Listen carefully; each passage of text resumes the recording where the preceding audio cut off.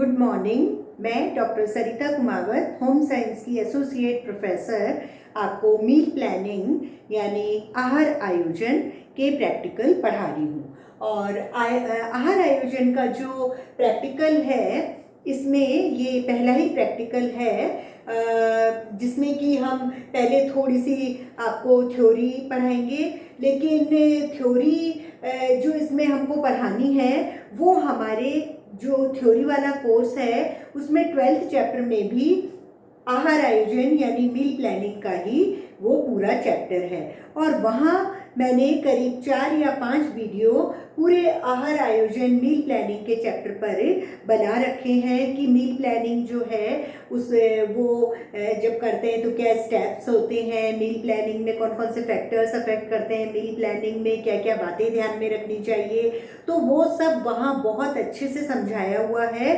और अगर आप उनको देखेंगे तो आपको ये जो आज हम क्लास शुरू कर रहे हैं तो आज के बाद और आज की सभी क्लासेस समझ में आ जाएंगी, क्योंकि बिल्कुल यही चीज़ है जो हमारे थ्योरी में भी है और फिर प्रैक्टिकल में भी है। इसलिए थ्योरी वाला मैं यहाँ वापस से रिपीट नहीं कर रही हूँ और शुरू से ही मैं मील प्लानिंग का जो हमारा प्रैक्टिकल पार्ट है वो शुरू कर रही हूँ। छोटा सा एक इंट्रोडक्शन कि भोजन जो है वो बहुत ही आवश्यक है हमारे लिए। अगर हम भोजन कुछ दिनों तक नहीं खाएंगे तो बीमार हो सकते हैं और मृत्यु भी हो सकती है। भोजन अति आवश्यक है।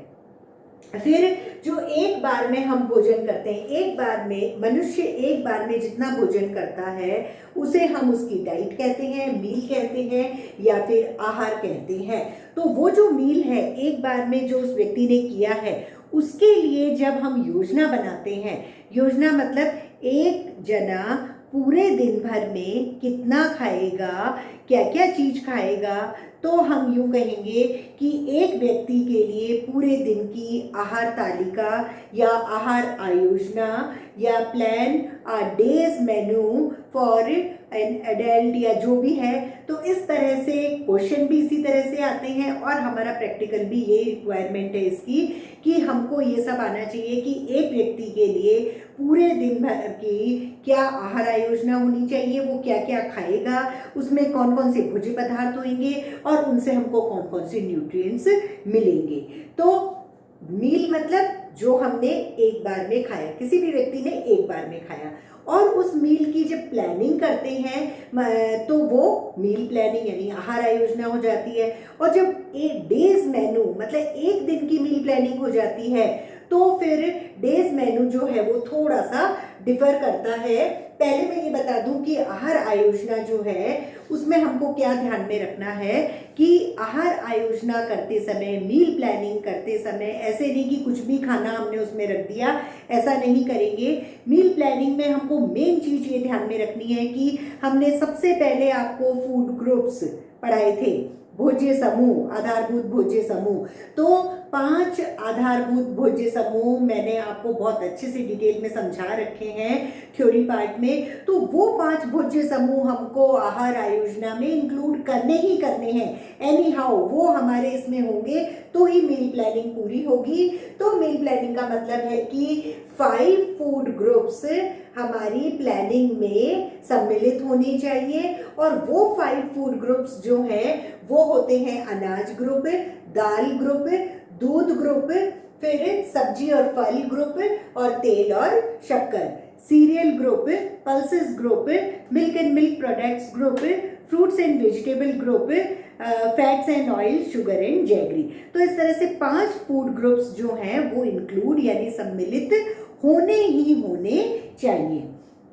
फिर जब ये 5 भोज्य समूह हमारे मील प्लानिंग में सम्मिलित हो जाते हैं तो उनका ये कार्य है कि वो जो पूरे दिन भर के लिए हमें प्रोटीन, ऊर्जा या फिर विटामिन, मिनरल ये सब चाहिए, हमें उतना हमको भोज्य पदार्थ खाना है कि हमारे पूरे दिन भर की जो आरडीए है यानी सभी पोषक तत्वों की जो मांग है वो पूरी हो जाए। तो इतना हमको भोज्य पदार्थ व्यंजन बना के और पूरे दिन भर मील प्लानिंग के थ्रू हमको किसी भी एक व्यक्ति को खाना है, खिलाना है या खुद खाना है।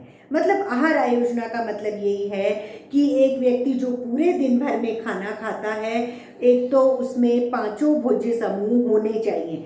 जैसे अनाज अगर सुबह दे दिया, उसके बाद नहीं भी दिया तो कोई बात नहीं, और रिपीट हो रहा है तो भी कोई बात नहीं, ओवर ईटिंग नहीं होनी चाहिए। दाल है, सुबह दे दी तो बहुत अच्छी बात है, नहीं दी तो शाम को दे दी, मतलब एक बार तो होनी ही होनी चाहिए। दाल नहीं भी है तो कोई बात नहीं, छोले हैं कोई बात नहीं, नहीं तो बेसन है, तो कोई दाल का एक ग्रुप होना चाहिए। तो अनाज एक बार, दाल एक बार, दूध का ग्रुप कोई भी रूप में, भले वो मावे के रूप में, चीज़ या फिर छाछ, दही, तो दूध एक बार तो होना ही चाहिए। अगर ज़्यादा बार भी हो तो कोई बात नहीं, जैसे हम सुबह चाय पीते हैं, फिर कॉफ़ी पीते हैं, कभी खीर खाते हैं, तो 3 बार भी हुआ तो कोई बात नहीं है। ओवर ईटिंग से बचना है, लेकिन हमको एक बार तो देना ही है। और फिर चौथा जो है वो फ्रूट्स एंड वेजिटेबल। लेकिन सब्जी और फल ग्रुप में हमको ये ध्यान रखना है कि फल होते हैं 2 तरह के, एक होते हैं मीठे और एक होते हैं खट्टे। मीठे फल हमेशा हम सुबह के नाश्ते में देंगे, क्योंकि खट्टे फलों से कई बार एसिडिटी वगैरह हो जाती है, और खट्टे फल हम शाम को नाश्ते के वक्त देंगे। मतलब खट्टा और मीठा फल हमको प्रतिदिन एक एक लेना ही लेना है। फिर अगर हम सब्जी ग्रुप में जाएंगे, सब्जी समूह में जाएंगे, तो वेजिटेबल्स में 3 वर्ग होते हैं। इसको वेजिटेबल्स को 3 वर्गों में बांटा है। एक ग्रीन लीफी वेजिटेबल्स, एक रूट्स एंड ट्यूबर्स, एक अदर वेजिटेबल। मतलब हरी पत्तेदार सब्जियां वो हमको लेनी ही लेनी है, भले ही आप पालक के रूप में ले लो, हरे धनिया की चटनी ले लो, या पराठा बना लो मेथी का, तो एक बार ले लो खाली, तो ग्रीन लीफी वेजिटेबल। दूसरा रूट्स एंड ट्यूबर्स, तो जड़ वाली सब्जियां, भले आलू है, रतालू है, कोई अरवी है, अदरक है, कोई भी एक चीज हमको एक बार तो लेनी ही होती है। और फिर अन्य सब्जी, अन्य में तो अपन लेते ही हैं, तुरई है, भिंडी है, बैंगन, कद्दू, जितनी भी सब्जियां हैं जो जड़मूल और हरी पत्तियों की नहीं है, वो सारी अन्य सब्जी में आ जाती है। तो तीनों तरह की सब्जी हमको किसी न किसी रूप में एक बार तो लेनी है, रिपीट हो जाए तो कोई बात नहीं है। तो अनाज एक बार लेना ही लेना है, दाल एक बार लेना ही लेना है, दूध एक बार लेना ही लेना है, और सब्जी और फलों में 2 तरह के फल और 3 तरह की सब्जी लेनी ही लेनी है। फिर 5वां जो समूह है वो है तेल, घी, शक्कर, गुड़। तो इसमें ये है कि अगर थोड़ा कम भी लेंगे तो चलेगा, लेकिन बहुत कम भी नहीं लेना है। हम इसको 20 से 30 ग्राम हमको तेल और घी, मतलब तेल और घी मिक्स होके, ऐसे नहीं कि मतलब तेल 30 ग्राम और घी, ऐसे नहीं। अगर आपने घी रोटी पे चुपड़ के खा लिया तो अब आपको दूसरा घी नहीं लेना है, तेल आपको सब्जी में आ गया, तो तेल और घी 20 से 30 ग्राम ले सकते हैं। और शक्कर या गुड़ दोनों को मिला के 20 से 30 ग्राम एक दिन में। तो हमको सबसे पहला बात जो है ध्यान में रखनी है मील प्लानिंग में, वो यही है कि हमको 5 फूड ग्रुप्स जो ICMR ने हमको बता रखे हैं वो हमको इंक्लूड करने ही करने हैं, और उसमें फ्रूट्स, वेजिटेबल्स, इनका हमको ध्यान रखना ही है। और कितनी मात्रा में खानी है? इतनी मात्रा में खाना है कि जो हमारा RDA टेबल दिया हुआ है वो भी ICMR के द्वारा ही दिया हुआ है। आगे क्लास में मैं बताऊंगी आपको कि कितना कितना हमारा RDA है प्रोटीन का और कैलोरी का। वैसे तो सबका ही है, लेकिन हमारे कोर्स में सिर्फ प्रोटीन और कैलोरी, कैलोरी मतलब ऊर्जा, प्रोटीन और ऊर्जा की ही गणना है हमारे कोर्स में, इसलिए हम उसकी बात करेंगे। तो जो ICMR के द्वारा प्रोटीन और कैलोरी की RDA यानी दैनिक प्रस्तावित मात्रा दी हुई है अलग अलग लोगों के लिए, वयस्क स्त्री, वयस्क पुरुष, फिर 1 से 3 वर्ष के बच्चे, 4 से 6, 7 से 9, 10 से 12 लड़का लड़की, 13 से 15 किशोर किशोरी, और 16 से 18 किशोर किशोरी। तो अलग अलग उम्र के अनुसार अलग अलग RDA होता है, अलग अलग लिंग के अनुसार, स्त्री पुरुष, लड़का लड़की, उनके अनुसार अलग होता है। और तीसरा जो कैटेगरी है वो है कार्य। अगर हल्का कार्य करते हैं तो कम ऊर्जा चाहिए, मध्यम कार्य करते हैं तो उससे ज़्यादा ऊर्जा चाहिए, और जो बहुत ही अधिक श्रम करते हैं, पेड़ कटाई, ऊपर चढ़ना, स्विमिंग या मैसनरी, मकान का काम करना, करना, तो उन सब में बहुत ज़्यादा मजदूर वर्ग जो होता है वो अत्यधिक कार्यशील होता है, तो उसमें और ज़्यादा कैलोरी और कैलोरी की ज़रूरत होती है। तो इस तरह से हम उम्र, लिंग और कार्य के अनुसार किसी भी व्यक्ति की जो आरडीए होती है, यानी दैनिक प्रस्तावित मात्रा होती है प्रोटीन और कैलोरी की, उसको प्राप्त करने के लिए हमें मील प्लानिंग यानी आहार योजना में 5 फूड ग्रुप्स, जिसमें कि 2 तरह के फल और 3 तरह की सब्जियां, ये सब इंक्लूड करते हुए हमको पूरे दिन की आहार योजना बनानी है। ये हमारा एक मेन मूल सिद्धांत है जो मैंने अभी आपको बताया। अब इसी को हम इलैबोरेट करेंगे कि हम किस तरह से बनाएंगे। तो आहार योजना जो है वो अधिकतर जो है, अगर हमारे एग्जाम में आता है 1 डे मील प्लानिंग, किसी के लिए भी क्वेश्चन आ गया 16 से 18 वर्ष की एक किशोरी के लिए, एक पूरे दिन की आहार योजना बनाइए, प्रोटीन और कैलोरी की गणना कीजिए, ये क्वेश्चन आ जाता है। तो हम उसके लिए क्या करेंगे, सबसे पहले हमको आरडीए, जो आगे बताऊंगी मैं, तो उस किशोरी 16 से 18 वर्ष के लिए हम लिखेंगे आरडीए और कितनी ऊर्जा चाहिए वो लिखेंगे, 260 किलो कैलोरी प्रतिदिन, और प्रोटीन 63 ग्राम प्रोटीन प्रतिदिन। ये हमारा छोटा सा आंसर हो गया। अब इस आंसर को, ये जो प्रस्तावित मात्रा है, इसको पाने के लिए, ये हमको पूरी मिले, उसके लिए पूरी आगे की प्रक्रिया होती है। तो जो मील प्लानिंग होती है उसके लिए हम मेनू बनाते हैं। मेनू मतलब जो पूरे दिन खाना खा रहे हैं उसका एक लिखित पुर्जा, पूरे दिन भर का लिखित पुर्जा। वैसे तो क्या होता है, 4 टाइम भोजन मील प्लानिंग और मेनू में होता है। सुबह का नाश्ता ब्रेकफास्ट, दोपहर का भोजन लंच, दोपहर का नाश्ता स्नैक्स और रात का भोजन डिनर। लेकिन कई बार क्या है कि अगर हम नाश्ता ही 5-6 बजे कर रहे हैं और 8 बजे खाना खा रहे हैं या 7 बजे, तो स्नैक्स जो है वो हट जाता है, तो 3 टाइम ही भोजन किया जाता है। लेकिन अमूमन नाश्ता जो शाम का है वो थोड़ा बहुत ले ही लेते हैं, चाय के साथ में थोड़ा सा कुछ बिस्किट या कुछ तला हुआ, ऐसा कुछ।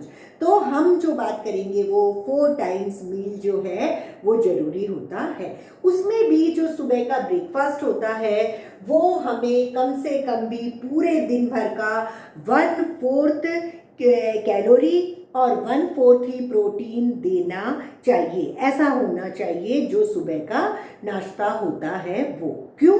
क्योंकि ब्रेकफास्ट, फास्ट मतलब हमारा व्रत, कब से व्रत हुआ, रात में खाना खाया आपने 8, 9, 10 जितने भी बजे, फिर 10 बजे से सुबह कम से कम 7 या 8, कितने घंटे हो गए, 10 से 12, 2 घंटे ये और ये, तो 9 घंटे, या हो सकता है कि 9 बजे खा रहे हो तो मतलब 9 से 12 घंटे आप भूखे थे, फास्टिंग थी, उसके बाद में आप कुछ खा रहे हो, फास्टिंग को तोड़ रहे हो, तो फास्ट टूटा यानी ब्रेक हुआ, तो ब्रेकफास्ट। तो सुबह का जो नाश्ता होता है उसे ब्रेकफास्ट कहते हैं, फास्टिंग को तोड़ने वाला, और वो बहुत जरूरी होता है। और उस ब्रेकफास्ट से कम भी जो पूरे दिन भर की कैलोरी, अगर पूरे दिन भर की कैलोरी 2000 चाहिए आपको, तो हमें 500 किलो कैलोरी करीब सुबह के नाश्ते से लेनी ही लेनी है। इस तरह का हम नाश्ता प्लान करेंगे। और अगर पूरे दिन भर में 50 ग्राम प्रोटीन चाहिए तो हमको 12.5 ग्राम प्रोटीन सुबह के ब्रेकफास्ट से चाहिए ही चाहिए। तो सुबह का जो नाश्ता होता है उससे हम 1/4 कैलोरी और 1/4 प्रोटीन प्राप्त करेंगे। इस प्रकार का हमको ब्रेकफास्ट बनाना होता है, खाना होता है, और उससे पूरे दिन भर स्फूर्ति ताजगी भी रहती है, मोटापा भी नहीं रहता है, काम करने की शक्ति रहती है, डिप्रेशन वगैरह नहीं आता है, और सारे अंग सुचारू रूप से काम करते रहते हैं, डाइजेशन बहुत प्रॉपर रहता है। उसके बाद जो बचा हुआ प्रोटीन और कैलोरी, ऊर्जा की मात्रा होती है आरडीए के अकॉर्डिंग, वो हमें इन 3 मील से चाहिए। दोपहर का भोजन, शाम का नाश्ता और रात के भोजन से हम उसको ले सकते हैं। ज़्यादा तो हम लंच और डिनर से लेंगे और थोड़ी सी मात्रा हम शाम के नाश्ते से ले लेंगे। उसके बाद में जो मैं ये आपको बताना चाह रही हूँ कि ये 4 टाइम का भोजन है, तो छोटे बच्चे जो होते हैं वो 8 से 10 बार भी खा सकते हैं, मतलब हर 2 घंटे 3 घंटे बाद में थोड़ा थोड़ा वो ले सकते हैं। लेकिन अगर स्कूल गोइंग है कोई भी 7 से 9 वर्ष का, 10 से 12 वर्ष का, तो वो 5 टाइम्स लेगा। कैसे? सुबह नाश्ता खा के गया, फिर टिफिन लेके जाता है, फिर 2 बजे 3 बजे आता है तो फिर वो लंच लेता है, उसके बाद में 5 बजे या ऐसे शाम का छोटा सा नाश्ता करता है और 8 बजे के करीब डिनर कर लेता है। तो वो 5 टाइम हो जाता है। लेकिन प्रेग्नेंट और लैक्टेटिंग वुमेन जो होती है, जो गर्भवती और धात्री महिलाएं होती है, उनको हम ये 4 टाइम भोजन तो है ही, लेकिन इसमें इन बिटवीन डाल देते हैं। जैसे सुबह जो नाश्ता लिया उसके पहले हम उसको कोई बादाम का दूध दे देंगे, फिर ब्रेकफास्ट और लंच के बीच में इन बिटवीन स्नैक्स करके देंगे, जैसे कोई भी एक अंकुरित चीज़ दे दी और एक फल दे दिया या जूस दे दिया। फिर लंच और स्नैक्स के बीच में कोई लड्डू दे दिया या तला हुआ काजू बादाम दे दिया। उसके बाद में स्नैक्स और डिनर के बीच में वापस से कोई अच्छा वाला कस्टर्ड दे दिया या पौष्टिक कोई भी चाट बना के दे दी। तो इस तरह से 7 to 8 टाइम्स, 7 से 8 टाइम हमको गर्भवती और धात्री महिला को हमको भोजन मील देने पड़ेंगे। लेकिन जो बीमार व्यक्ति होता है उसको उसकी बीमारी के ऊपर डिपेंड करता है, 2 टाइम भी हो सकता है, 8 टाइम भी, 10 टाइम भी हो सकता है। और जो मजदूर वर्ग होते हैं वो करीब करीब 2 ही बार खाते हैं, एक दिन में और एक रात में। सुबह जो चाय पीते हैं उसमें अगर रात की चपाती वगैरह होती है तो वो खा लेते हैं। चाय भले ही वो 2 बार या 3 बार पी लेते हैं, लेकिन रोटी वो 2 ही बार खाते हैं।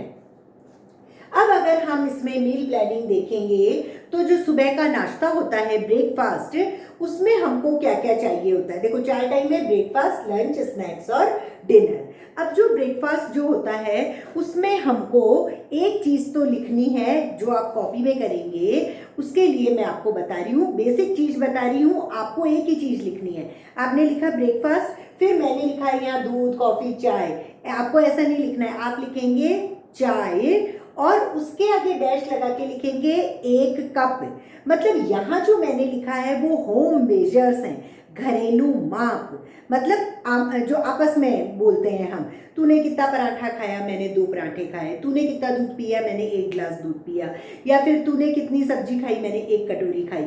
ऐसे कोई नहीं कहता है मैंने 50 ग्राम खाया, मैंने 200 मिलीलीटर पिया, मैंने 30 ग्राम रोटी खाई, ऐसा कोई नहीं कहता है। तो हम यहाँ सबसे पहले जो लिखेंगे मेनू में वो लिखेंगे घरेलू माप, यानी होम मेजर्स।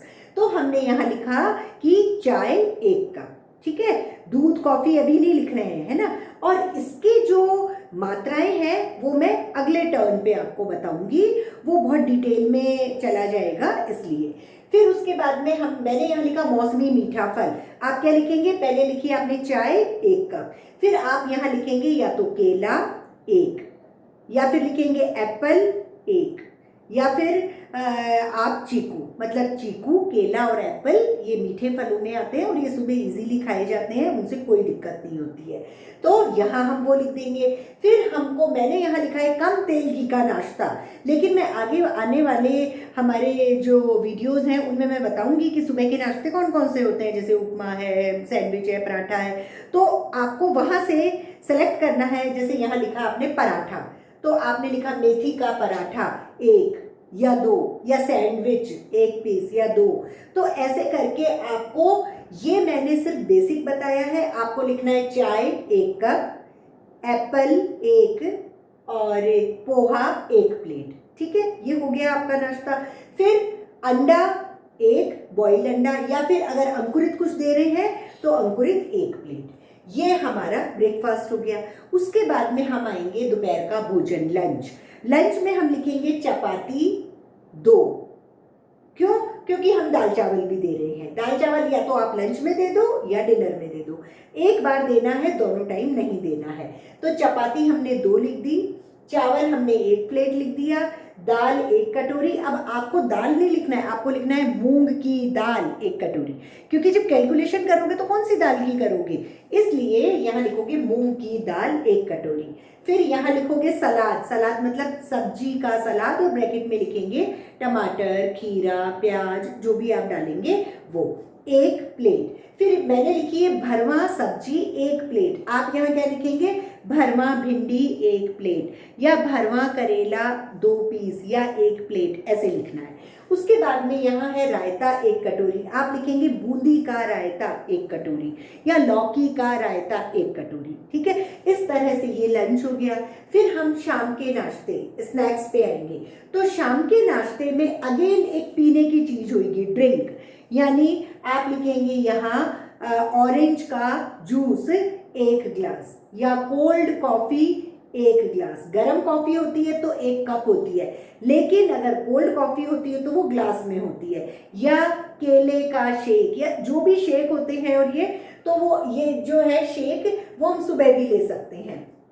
तो जो ठंडी चीजें होंगी वो ग्लास में और जो गर्म चीजें होंगी वो कप में। ठीक है, तो वो हम घरेलू माप लिखेंगे। यहाँ जूस है, शेक है, नाम लिखना है एप्पल शेक 1 गिलास। लेकिन यहाँ जो है वो हमने मीठा फल ऊपर ले लिया, हमने चीकू केला एप्पल ऊपर ले लिया। अब हम यहाँ क्या लेंगे, कोई भी एक खट्टा फल, यानी ऑरेंज जूस ले लेंगे या फिर आप पाइनएप्पल का जूस ले लेंगे, अनार का जूस ले लेंगे या अनार छिली हुई ले लेंगे। तो एक फल ले लेंगे, उसके बाद में एक पीने की चीज़ ले लेंगे, चाय कॉफ़ी कोई भी चीज़, और एक नाश्ता उसके साथ में चटनी, मतलब तला हुआ भी ले सकते हैं हम यहाँ, बिना तला हुआ भी। बिना तला मतलब जैसे आपने छोटी छोटी सी कोई टिक्किया वगैरह कटलेट्स बनाए जिसमें कम तेल घी है, वो भी हम खा सकते हैं चटनी के साथ में। या फिर हम यहाँ आलू बड़े 2 पीस या समोसे, छोटे समोसे हैं तो 2, बहुत बड़ा है तो 1, या फिर कचौरी, कचौरी बड़ी है तो 1, छोटी है तो 2। तो ऐसे आपको यहाँ नाश्ता नहीं लिखना है, आपको यहाँ लिखना है कचौरी 2 पीस और धनिया की चटनी 2 चम्मच। इस तरह से ये शाम का नाश्ता हो गया। अब हम आएंगे रात के भोजन यानी डिनर पे। डिनर में हमने दाल चावल ऊपर दे दिया, तो हम दाल बार बार में नहीं देंगे। हमने यहाँ लिखा चपाती 3, फिर लिखी सूखी सब्जी, 1 भरवा सब्जी सुबह दे दी, हमने भिंडी ऊपर दे दी, तो यहाँ हम सूखी सब्जी लिखेंगे, मान लो कद्दू की, तो कद्दू की सब्जी 1 प्लेट। फिर गीली सब्जी, एक गीली सब्जी भी हमको देनी है। तो अभी देखो 2 तरह के फल होते हैं ना, तो एक मीठा फल आ गया, एक खट्टा फल हो गए।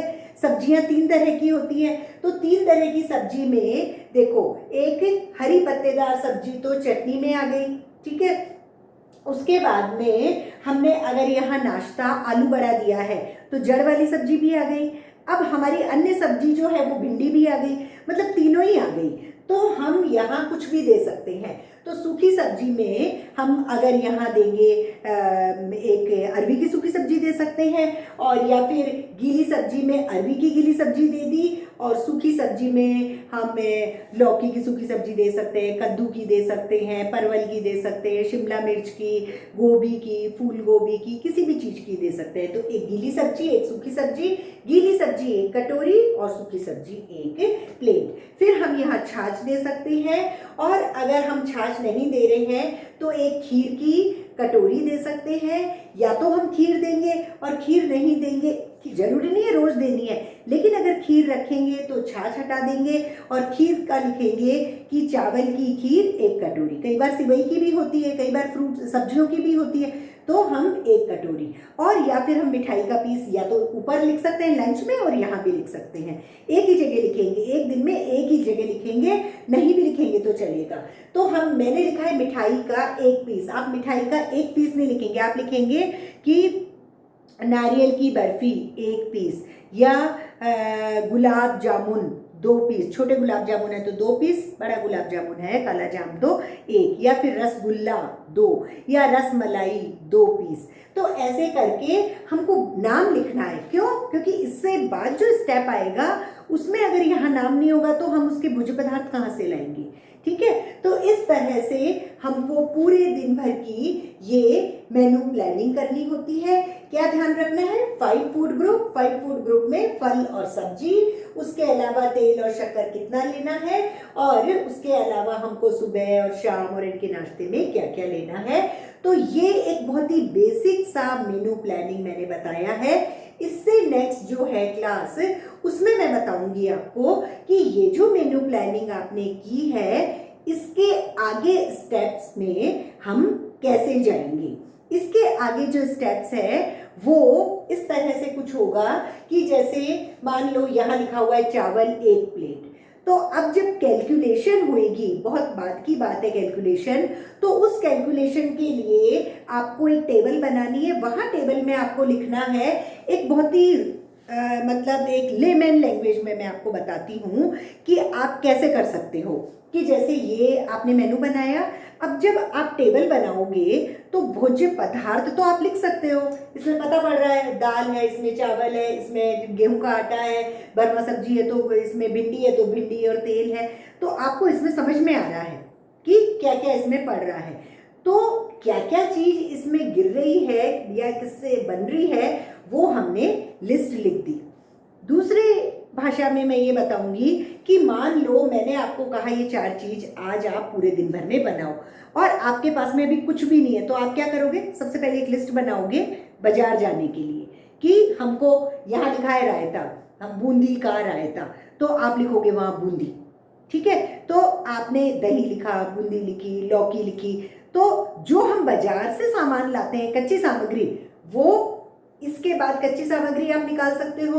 उसके बाद में बाजार में तो हम 1 किलो 2 किलो कितना भी ले आते हैं, लेकिन यहाँ हम जो लिखेंगे वो एक जना एक बार में जितना खा रहा है या फिर यहाँ जितना खा रहा है हम वो ही अमाउंट वहाँ लिखेंगे, क्योंकि वो अमाउंट उसके पेट में गया, उस व्यक्ति के शरीर के अंदर जो गया है उतना ही अमाउंट हम उस भोज्य पदार्थ के आगे लिखेंगे, क्योंकि उस अमाउंट, उस मात्रा से ही हमको प्रोटीन और कैलोरी मिल जाएगी और उससे हमको गणना हो जाएगी। तो ये बेसिक है। इसके बाद में हम इन सबको एक बार में, अगर चपाती 3 है तो एक चपाती कितने ग्राम होगी, या गीली सब्जी 1 कटोरी, तो अगर कद्दू की गीली सब्जी है या कद्दू की सूखी सब्जी है तो उसमें कद्दू कितना होगा, वो मैं आपको एक पूरी टेबल दूंगी कि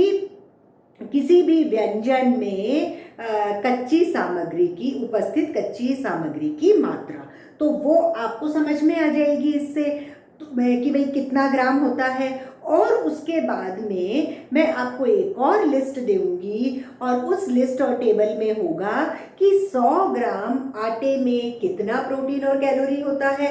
तो आपने लिखा कि आपके टेबल में आटा, गेहूं का आटा, और यहाँ है 3 चपाती, तो मान लो मैंने आपको उसमें लिखा है एक चपाती 30 ग्राम की है, तो 30 से इसको गुणा कर लोगे तो 90 ये हो गया, फिर 2 ये, तो ऐसे करके सारे आटे को अगर आप मिक्स कर लिए कि भाई गेहूं का आटा 100 ग्राम है या 200 ग्राम है, तो ऐसे करके और आप पूरी उसकी मात्रा लिख सकते हैं। अलग अलग भी लिख सकते हैं, चपाती के आगे इतना आटा, चावल के आगे वापस चपाती के आगे इतना, दोनों तरीके से कर सकते हैं, इकट्ठा भी कर सकते हैं, अलग अलग भी कर सकते हैं।